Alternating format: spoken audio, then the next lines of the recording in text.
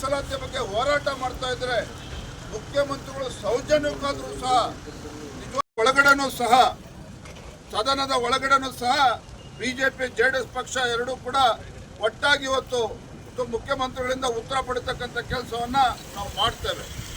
ಸರ್ವಾಧಿಕಾರಿ ಸಿದ್ದರಾಮಯ್ಯ ಅವರಿಗೆ ಸರ್ವಾಧಿಕಾರಿ ದರ್ಪ ದೌರ್ಜನ್ಯ ಮಾಡ್ತಾ ಇರುವ ಸಿದ್ದರಾಮಯ್ಯ ಸರ್ಕಾರಕ್ಕೆ ಸಿದ್ದರಾಮಯ್ಯ ಸರ್ಕಾರಕ್ಕೆ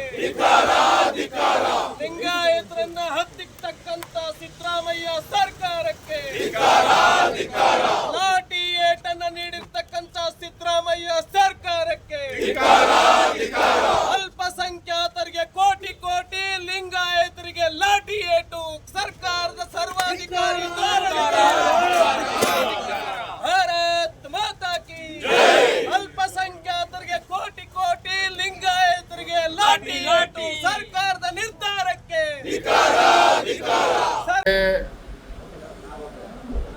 ಏನವರ ಡಿಮಾಂಡ್ ಇದೆ ಸಮಾಜದ ಅಥವಾ ಜಯಮೃತ್ಯುಂಜಯ ಸ್ವಾಮೀಜಿಯವರ ಇದ್ರ ಬಗ್ಗೆ ಚರ್ಚೆ ಮಾಡೋಣ ಸಮಗ್ರವಾಗಿ ಅಂತೇಳಿ ಮುಖ್ಯಮಂತ್ರಿಗಳು ಕೂಡ ಸದನದಲ್ಲಿ ಹೇಳಿದ್ದಾರೆ. ಅದು ಒಂದು ಭಾಗ. ಆದರೆ ಮತ್ತೊಂದು ಕಡೆ ರಾಜ್ಯದ ಮೂಲೆ ಮೂಲೆಗಳಿಂದ ಸಾವಿರಾರು ಸಂಖ್ಯೆಯಲ್ಲಿ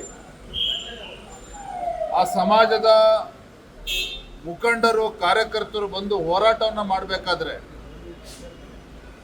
ಒಂದು ಆಡಳಿತ ಪಕ್ಷದ ನಡವಳಿಕೆ ಹೇಗಿರಬೇಕು, ಸರ್ಕಾರದ ಮುಖ್ಯಮಂತ್ರಿಗಳ ನಡವಳಿಕೆ ಹೇಗಿರಬೇಕು, ಹೋರಾಟವನ್ನು ಹತ್ತಿಕ್ಕತಕ್ಕಂಥ ಕೆಲಸ ಇವತ್ತು ಮುಖ್ಯಮಂತ್ರಿಗಳ ಕುಮ್ಮಕ್ಕಿನಿಂದ ಮೊನ್ನೆ ದಿನ ಏನಾಗಿದೆ. ಲಾಠಿ ಪ್ರಹಾರವನ್ನು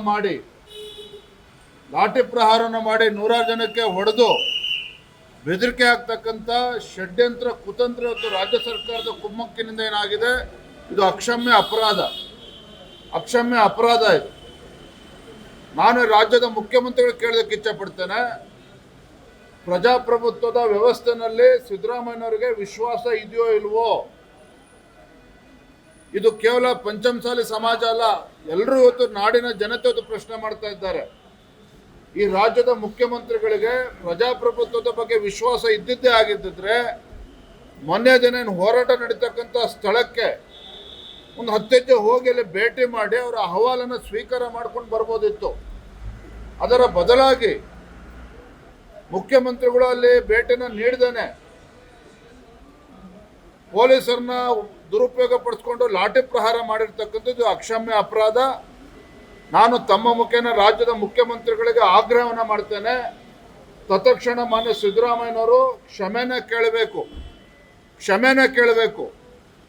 ಯಾವ ಅಧಿಕಾರಿಗಳು ಇವತ್ತು ದರ್ಪದಿಂದ ಮೆರೆದಿದ್ದಾರೆ, ಲಾಠಿ ಪ್ರಹಾರವನ್ನು ಮಾಡಿದ್ದಾರೆ, ಅವ್ರನ್ನ ಸಸ್ಪೆಂಡ್ ಮಾಡಬೇಕು, ಅವ್ರ ಮೇಲೆ ಕ್ರಮ ಜರುಗಿಸಬೇಕು. ಈ ಆಗ್ರಹವನ್ನು ಭಾರತೀಯ ಜನತಾ ಪಾರ್ಟಿ ಮಾಡ್ತಾ ಇದೆ. ಇವತ್ತು ಭಾರತೀಯ ಜನತಾ ಪಾರ್ಟಿ ಎಲ್ಲ ನಮ್ಮ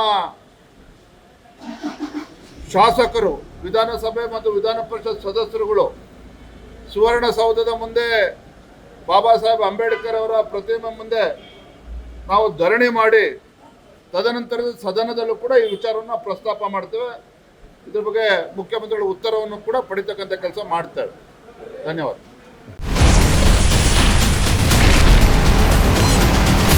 Ashwavega English News.